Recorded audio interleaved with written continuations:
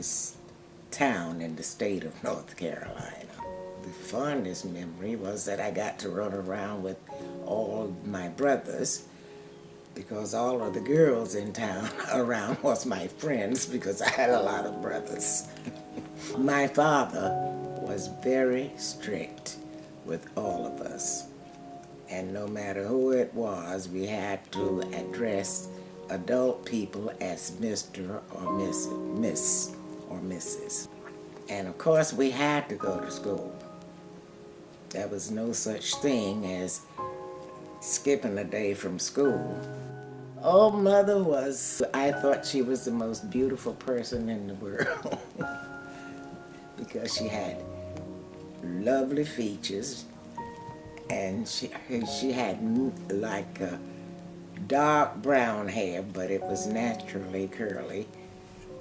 And she was considered a very beautiful woman, and very loving and kind.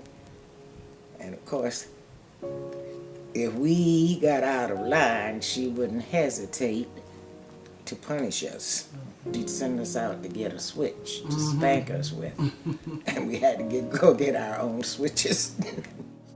William Henry, the oldest son, was mostly away at school. He went to Palmer, and when he graduated from Palmer, he had a scholar. He went to Lincoln University. He married a girl that he met during the summer, because he'd go up north to work to earn money for school during the summer. And he met a girl in New Haven that was also that had also been away to school. She went to Wilberforce University, and they married the day they graduated. Her name was Mary Evelyn Weeks. The second brother was Essex Lanier, and there was an old doctor in town that saw him driving one day. So he came down and asked my father if he could take a job, if he could hire him to drive him around, because he was the only doctor in miles and miles at the time. And he married a girl from Bath. She was brought up in Bath. And her mother looked almost like our mother. Her name was Lillian. 3 was Preston. He wasn't one to go exploring too much, because he had a little, he stammered a little, and he didn't like to do much talking around people. But at home, if he'd start talking, he'd go, and we'd start laughing at him, and he'd get mad and walk out on us and wouldn't tell us. Joseph Edward Lanier, he was number 4, that he'd had a beautiful singing voice. So someone took him to Philadelphia for a visit, a relative. And Joseph started singing in a quartet in Philadelphia, and that's what he did the rest of his life. The first girl was born, Rosetta Adeline. They had had so many boys, she was named for both her grandparents, my father's mother and my mother's mother. She met a fellow named Talcott Reeves that was playing with some of the bands at places. They were Savoy Ballroom and Cotton Club. The Cotton Club, yeah. So they went together for quite a while, and then they finally married. But they didn't have any children. But after Rose was born, the second daughter, Lily Mae. Mae was very feisty, because she didn't take anything from the boys. She used to beat them up. Mae met a fella named Joseph Peters in New Haven. So they formed a choir, a chorus, and they named it the Rock Hunters Chorus.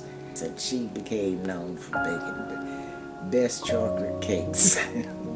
That was all of our favorite. And Jesse John also went to Palmer after to school in Bath, and from Palmer he went to A&T.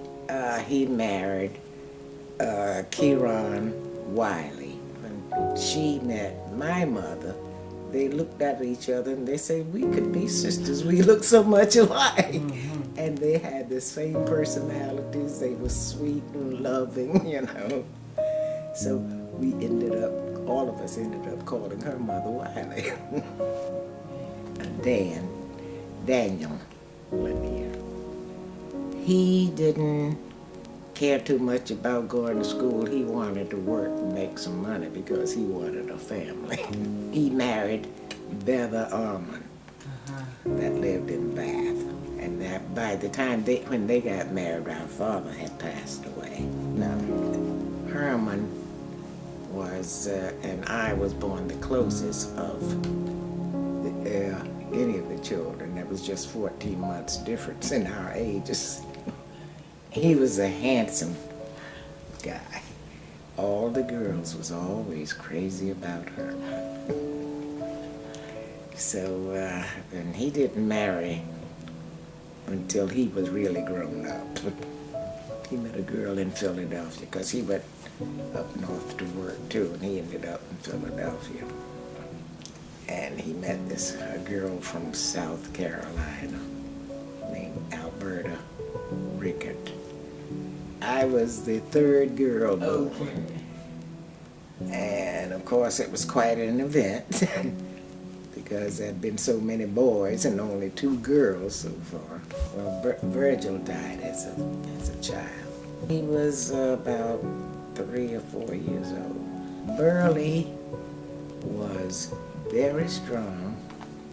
He was always one to defend his family.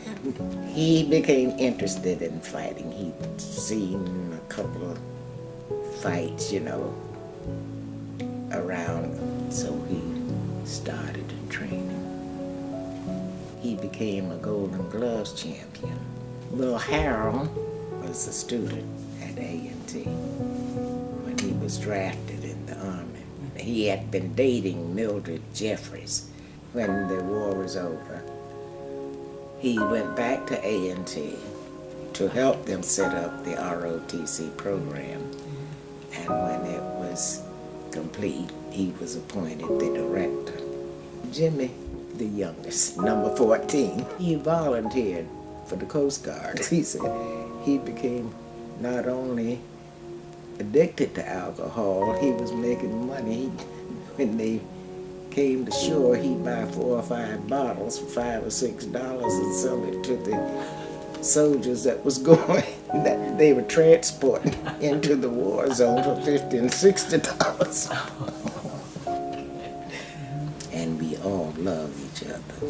See, we were taught God is love. God loves us all. And the same God made us all. So we are the same, you know. We are all God's children.